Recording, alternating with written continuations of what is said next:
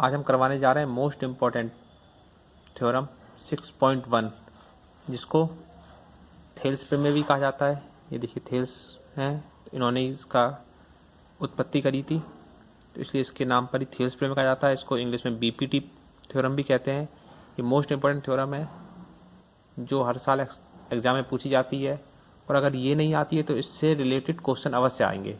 इस एक्सरसाइज में ये सबसे इम्पोर्टेंट चीज़ है। तो चलिए हम करते हैं थ्योरम 6.1। इसका प्रूफ भी मैं दिखाऊंगा आपको करके। देखिए जो उनका स्टेटमेंट था थ्योरम का वो मैंने नोट कर लिया था। देखिए क्या है इसका स्टेटमेंट। यदि किसी त्रिभुज की एक भुजा के समांतर अन्य दो भुजाओं को भिन्न भिन्न बिंदुओं पर प्रतिच्छेद करने के लिए एक रेखा खींची जाए तो अन्य दो भुजाएं एक ही अनुपात में विभाजित होंगी।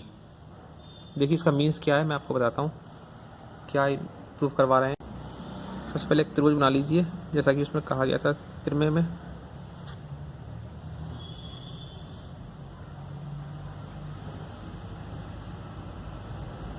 किसी त्रिभुज, तो ये हमने एक त्रिभुज बना लिया, इसके नाम दे दीजिए ABC।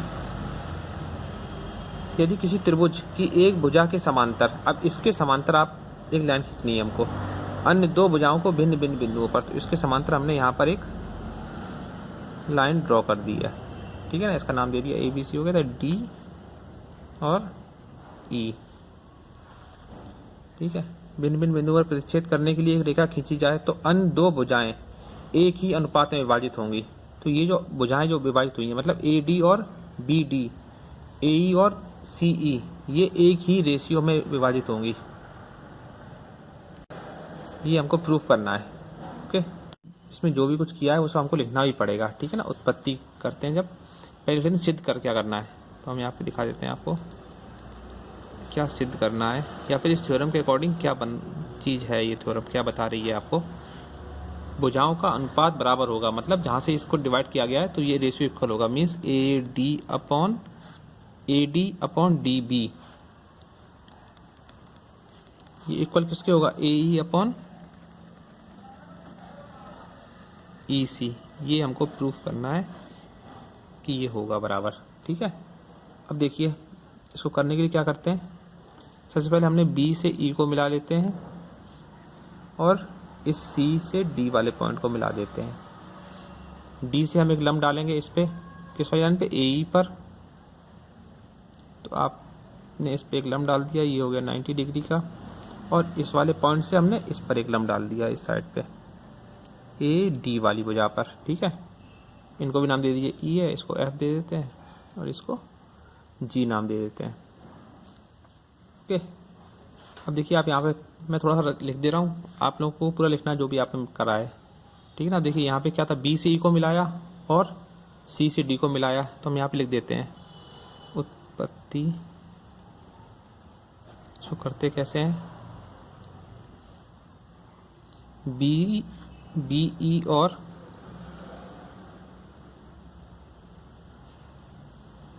BC को, BE और CD को, BE और CD को आपस में मिलाया,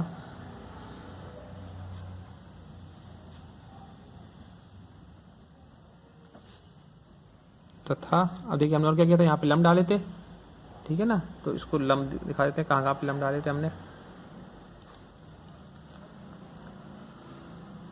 E लाइन में पड़े थे, कौन सा लंब था, DG, तथा DG परपेंडिकुलर टू AE, या फिर आप इस पूरी लिख दीजिए AC, क्योंकि भुजा तो एक ही है, AC। और ये देखिए ये क्या था, EF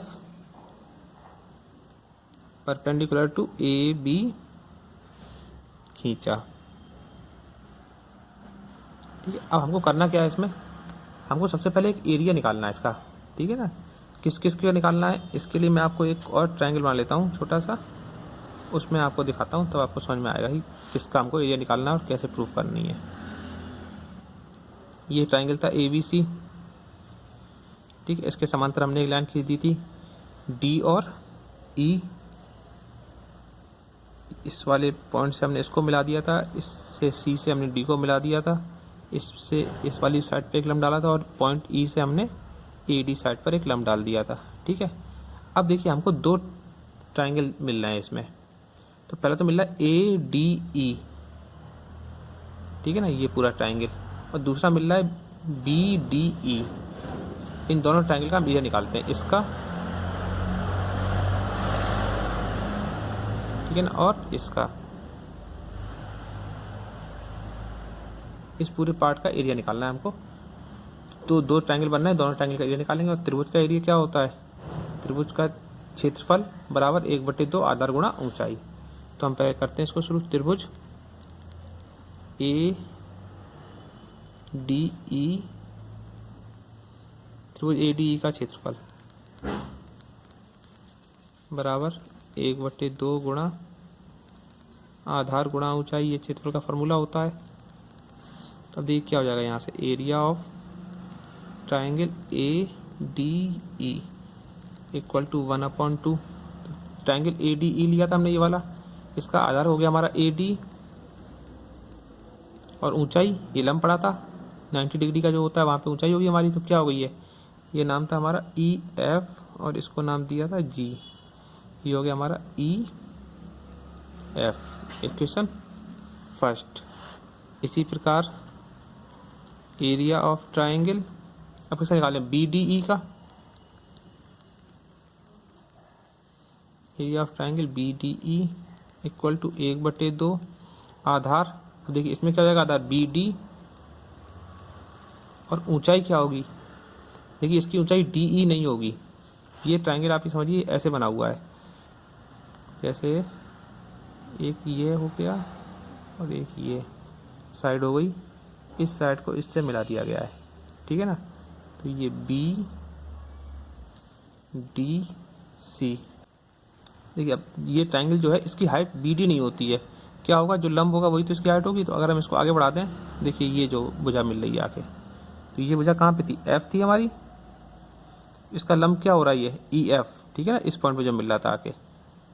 तो ये हमारा क्या था, ये लंब क्या हो जाएगा इसका, ई एफ, या फिर ऊंचाई कह सकते हैं इसको, ऊंचाई होगी ई एफ। Equation second. अब क्या करना है, समीकरण 1 में समीकरण 2 से भाग देने पर, समीकरण 1 में समीकरण 2 से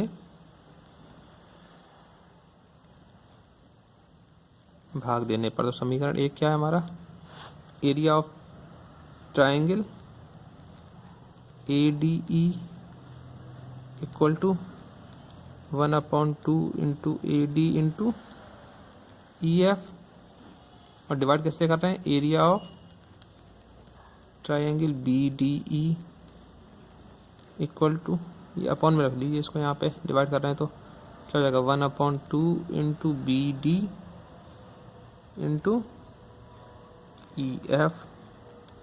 देखिए 1/2 से 1/2 कट गया, और ई एफ से ई एफ कट गया। तो यहाँ पर क्या आ गया, area of triangle A D E equal to area of triangle B D E. ये क्या हो गया, A D upon B D, इसको इक्वेशन दे दीजिए ए, ठीक है। अब आ जाइए देखिए नेक्स्ट वाले में, जैसे हमने इधर का निकाला था, फिर सेम इसमें क्या करेंगे, अब इस ट्राइंगल को लेंगे पहले ए ई डी, और उसके बाद ई बी सी इस वाले ट्राइंगल में, ठीक है ना। मैं आपको बना के दिखा दूंगा तो क्लियर हो जाएगा। देखिए अब क्या करते हैं, यहाँ पर फिगर बना देते हैं पहले छोटा सा। उसी तरह ये एक ट्राइंगल था, ये इससे इसको मिला दिया था, इस वाली साइड से इसको मिलाया, नाम दे दिया था हमने A B C D E. यहाँ से इस पे लंब डाल दिया था, इससे इस पे लंब डाला था, जो हो गया था हमारा एफ जी। अब देखिए अब हमको निकालना है इस वाले का डी ई सी, इसका एरिया, और इसका ट्राइंगल का, ट्राइंगल ए डी ई का, ठीक है। तो दो ट्राइंगल है हमारे पास, इन दोनों का एरिया निकालते हैं। सबसे पहले त्रिभुज, या फिर आप सीधे से लिख दीजिए एरिया ऑफ ट्राइंगल, क्या हो जाएगा, A D E equal to 1/2। अब इसमें देखिए आधार क्या हो जाएगा हमारा इसके लिए, ए ई आधार गुणा ऊंचाई। अब इस पे लंब कहाँ पे पड़ा था, जी पे पड़ा था, तो डी जी हमारी इसकी हाइट हो गई, डी जी इक्वेशन थर्ड। और सेम इसी प्रकार अब नीचे का निकालते हैं, एरिया ऑफ ट्राइंगल किसका, डी ई डी सी, आप समझ लीजिए इसका ई डी सी, ठीक है ना। अब क्या है, area of triangle E D C equal to 1/2। अब इसके लिए निकालना है तो आधार क्या हो जाएगा इसका, बेस सी ई या ई सी, तो ई सी इंटू, देखिए इसके लिए हाइट क्या हो जाएगी हमारी इस ट्राइंगल के लिए, ये लंब पड़ा हुआ है, तो लंब कहाँ पड़ा है हमारा, डी जी पे, इसके लिए क्या होगी इसकी हाइट, डी जी हमारा लंब हो गया था, ये हो गया इक्वेशन थर्ड। अब थर्ड नहीं फोर्थ। अब सेम उसी की तरह इक्वेशन थर्ड में इक्वेशन 4 से डिवाइड कर देते हैं, समीकरण 3 में समीकरण 4 से भाग देने पर। अब देखिए समीकरण 3 क्या था हमारा, area of triangle A D E equal to 1/2 into A E into D G upon area of triangle E D C, और इसके अपॉन में क्या जाएगा, ये वाली 1/2 into E C into D G. अब देखिए 1/2 से 1/2 कैंसिल, डी जी से डी जी कैंसिल, तो यहाँ क्या हो गया, area of triangle A D E upon area of triangle E D C equal to A E upon E C. अब देखिए जब समान भुजाओं पर जो त्रिभुज बनते हैं तो उनके क्षेत्रफल भी बराबर होते हैं। देखिए अब दोनों ट्रायंगल हमारे एक ही उस पे बनना है, ये बी डी ई और डी ई सी, तो ये डी ई पे ही बनना है भुजा पे दोनों पे, तो हमारा क्या हो जाएगा, ये जो एरिया है दोनों का भुजा त्रिभुज का इक्वल हो जाएगा। तो देखिए अब हम यहाँ से क्या कर लिखते हैं, आप लिख दीजिए, हम जानते हैं कि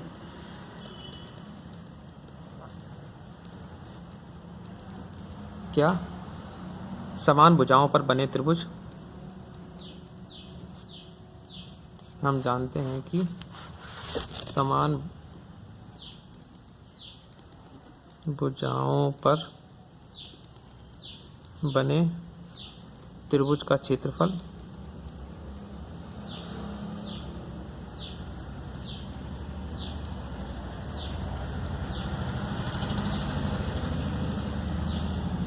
बराबर होता है। अतः देखिए क्या हो जाएगा, एरिया ऑफ क्या बना था हमारा, ई डी सी, ठीक है ना, एरिया ऑफ ई डी त्रिभुज E D C equal to, ये किसके इक्वल हो जाएगा, area of B D E के, इस वाले ट्राइंगल के equal to area of triangle B D E, ठीक। और इसकी वैल्यू हम इसमें पुट करते हैं, देखिए यहाँ पे क्या था, ई डी सी था, ई डी सी जब हम क्या रख देंगे, area of B D E, ठीक है ना। तो क्या हो जाएगा ये यहाँ पे, area of triangle A D E upon area of triangle B D E equal to A E upon E C, ये होगी हमारी इक्वेशन बी। तो अब देखिए एक यहाँ पे बन गई थी हमारी इक्वेशन ए, ये थी area of A D E upon B D E, और यहाँ पर भी सेम इक्वेशन बनी है, area of A D E upon B D E. तो इन दोनों इक्वेशन की हम तुलना कर देते हैं, समीकरण ए और समीकरण बी की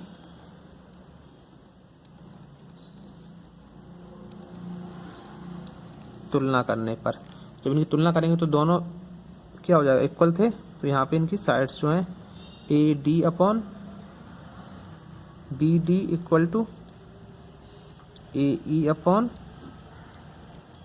ई सी, ठीक है ना, यही हमको प्रूफ करना था। ये होगी हमारी थेल्स की प्रमेय। क्या हुआ है देखिए इस प्रमेय से, A D upon B D मतलब, या फिर D B A D upon B D equal किसके होगा, ए ई अपॉन ई सी के, ये वाली साइड अपॉन इस वाली साइड का ratio A E upon E सी, तो इन दोनों साइड के रेशियो के इक्वल है।